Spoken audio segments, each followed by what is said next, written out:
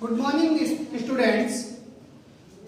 मैं गजेंद्र सिंह मैन। प्यारे बच्चों, आज हम कक्षा 5 विषय हिंदी व्याकरण पाठ 7 प्रकरण में लिंग और वचन का भाग 2 पढ़ेंगे, लिंग का। ठीक है ना। तो इससे पहले हमने पहली वाली वीडियो में हमने लिंग के भेद पढ़े, प्रकार पढ़े कि पुल्लिंग में और स्त्रीलिंग में क्या क्या चीजें होती है।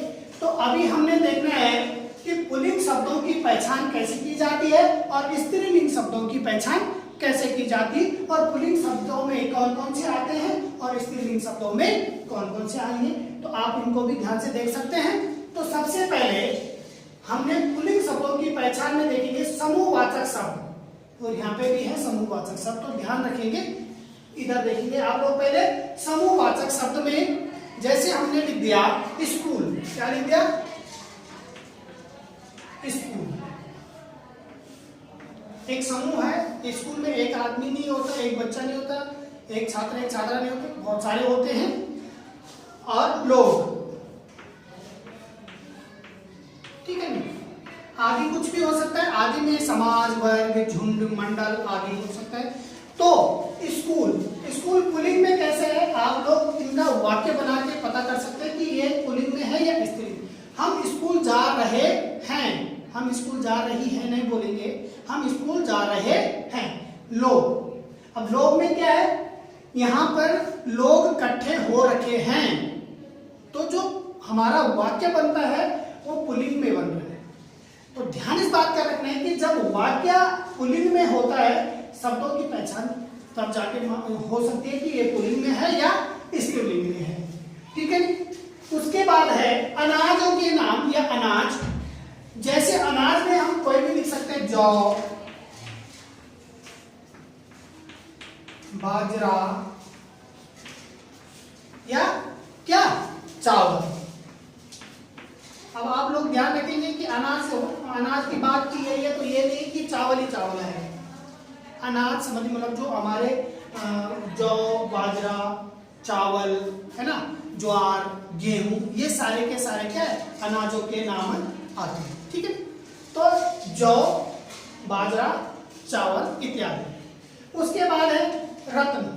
अब रत्नों में क्या होता है, जैसे जो आपने देखा होगा उंगलियों में हम क्या है, अंगूठियां पहनते हैं। ठीक है ना। तो रत्नों में पन्ना, हीरा, नीलम, मोती आदि कुछ भी हो सकता है। तो हम लिखेंगे जैसे रत्नों में पन्ना। आपने देखा होगा बहुत सारे लोग रत्न पहनते हैं, उंगलियों पे अंगूठी पहनते हैं, तो वो जो है पन्ना, हीरा, मोती आदि कुछ भी हो सकता है। ठीक है ना। अब देखो यहां पे देखेंगे आप महीनों व दिनों के नाम, महीनों के नाम और दिनों। यहां पे ध्यान रखेंगे प्यारे बच्चों, कुछ महीनों के नाम स्त्रीलिंग में आते हैं और कुछ महीनों के नाम पुल्लिंग में आते हैं। वैसे महीनों के नाम तो अमूमन है कि पुल्लिंग में, पर आपने देखा होगा एक दो महीने ऐसे होते हैं जब हम उनका वाक्य बनाते हैं तो उनका बोध स्त्रीलिंग में होता है, तो थोड़ा अपवाद में है ये लोग। जैसे आपने देखा होगा जनवरी आ रही है, ये जनवरी का महीना चल रहा है, तो अगर हम वाक्य अलग अलग बना रहे हैं तो वो अलग अलग, या जनवरी में बहुत ठंड हो रही है। ठीक है। तो हम लिखेंगे जैसे यहाँ पे महीनों में लिखेंगे, मार्च लिख दिया, मार्च का महीना चल रहा है, मार्च का महीना चल रहा है। ठीक है। अप्रैल लिख सकते हैं, अप्रैल। ठीक है। अब दिन में देखेंगे आप, सोमवार, मंगलवार, बुधवार, कोई भी बार आता है, सोमवार लिख सकते हैं, आज। ठीक है नी, सोमवार, आज ही कोई भी बार, आपने हमारे जो 7 दिन होते वो। उसके बाद हमारे पास बचता है पर्वत और सागर। आपने देखा होगा पर्वत जो जैसे हमारे क्या हिमालय है, सतपुड़ा का पर्वत है, हिमगिरी का पर्वत है। ठीक है ना। तो हम लिखेंगे यहाँ पे हिमालय। ठीक है ना। और सागर में लिख देंगे हम हिंद महासागर, अरब सागर, तो कुछ भी आप लिख दो, अरब सागर। ओके, अरब सागर। ठीक। उसके बाद हमारे पास देश और स्थान। देशों में कोई भी देश, जैसे हमारा भारत है, चीन, पाकिस्तान, अमेरिका, कोई भी देश, तो देशों के नाम किसमें आते हैं? पुल्लिंग। ठीक है, हमने देशों में लिख दिया जैसे भारत, चीन। ठीक है ना, आजकल चीन का नाम जरा ज्यादा फेमस हो रहा है। तो आप देखिए स्थानों में देखेंगे हम कोई भी, हमारा उत्तरकाशी है, देहरादून है, कोलकाता है, तो कोई भी चीज आ सकता है। तो हम देहरादून लिखेंगे, देहरादून ये स्थान है, एक जगह है। ठीक है, उसके बाद ग्रह और नक्षत्र, ग्रह और नक्षत्र जैसे सूर्य ग्रह, सूर्य का एक ग्रह। ठीक है ना, सूर्य, मंगल, ये क्या बोलते हैं? चंद्रमा, मंगल, चंद्रमा। ठीक है, और नक्षत्र में अलग अलग आता है, कृतिका, भरणी, रोहिणी आदि। तो आप देखेंगे कि ग्रह सूर्य, चंद्रमा और मंगल जैसे इत्यादि। उसके बाद वृक्षों में देखेंगे, वृक्ष जो कुछ वृक्ष ऐसे जो पुल्लिंग शब्दों में जो वृक्ष आते हैं जैसे नीम, नीम का पेड़, पीपल। ठीक है, तो नीम के पत्ते। ठीक है, नीम में क्या है, थोड़ा अपवाद है, नीम स्त्रीलिंग में भी आता है, तो कोई बात नहीं। आप देखेंगे पीपल और बरगद। कोई बहुत सारे शब्द ऐसे होते हैं पुल्लिंग और स्त्रीलिंग में, और एक वचन और बहुवचन में बहुत सारे कंफ्यूज होता है। बहुत सारे शब्द ऐसे होते हैं कि जो पुल्लिंग में ही रहते हैं, और कोई शब्द ऐसे होते हैं जो स्त्रीलिंग में ही रहते हैं, और बहुत सारे शब्द ऐसे होते हैं जो दोनों में प्रयोग किए जाते हैं। तो ध्यान रखेंगे पीपल, बरगद आदि।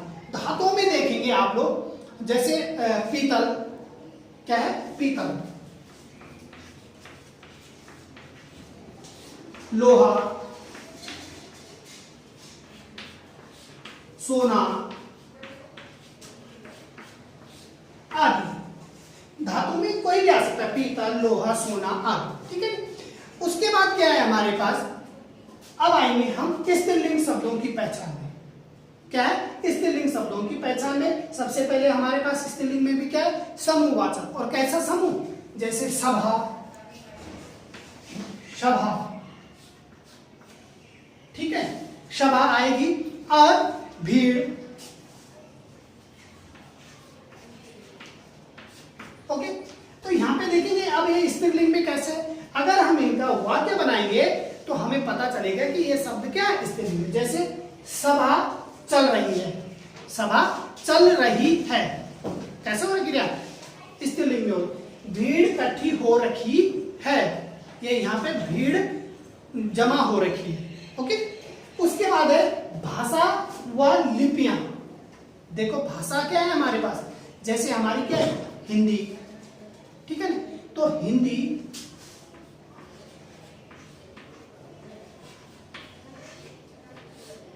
हिंदी। ठीक है, भाषा में हिंदी, संस्कृत हो सकती है, हिंदी, संस्कृत, और कोई भी भाषा, जैसे हमारे जो संविधान में 22 भाषाओं को मान्यता प्राप्त है, वो उनमें से कोई भी भाषा हो सकती है। और लिपियों में देखेंगे हम, हिंदी की लिपि लिख देंगे देवनागरी। ठीक है, देवनागरी आदि। ठीक है, लिपियों में कोई भी आ सकता है, देवनागरी, रोमन, उर्दू आदि कोई भी आ सकते हैं।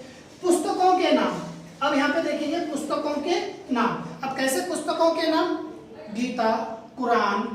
ठीक है ना, गीता, कुरान। ठीक है, बाइबल आदि कुछ भी हो सकता है। उसके बाद तिलन व दलन फसलें। यहाँ पे ध्यान देने वाली बात है कि तिलन व दलन फसलें, तिलन और जैसे में तिलन में देखेंगे जिनसे हमें तेल प्राप्त होता है, ध्यान रखना है, जिनसे हमें तेल प्राप्त होता है। और दलन में जो हमारी दाल के काम आते हैं, जो हमारी दालें होती है। तो तिलन में हम देखेंगे, जैसे हम सूरजमुखी लिख सकते हैं,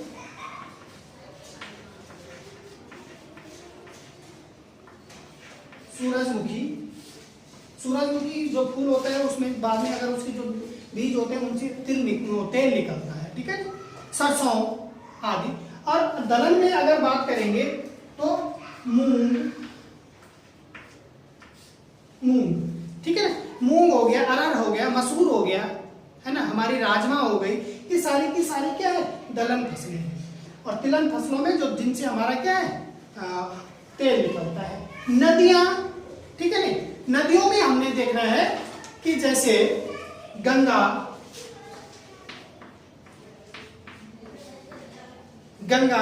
और जैसे गोदावरी,